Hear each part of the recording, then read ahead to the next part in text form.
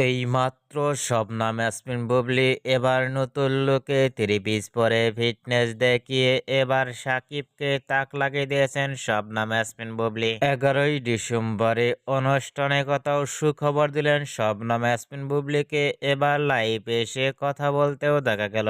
শবনম ইয়াসমিন বুবলিকে অনেকটাই সুন্দর লাগছে এবার থ্রি পিস পরনে। এরকম লুক ও গেটআপে কখনো দেখা যায়নি শবনম ইয়াসমিন বুবলিকে সোশ্যাল মিডিয়ায়।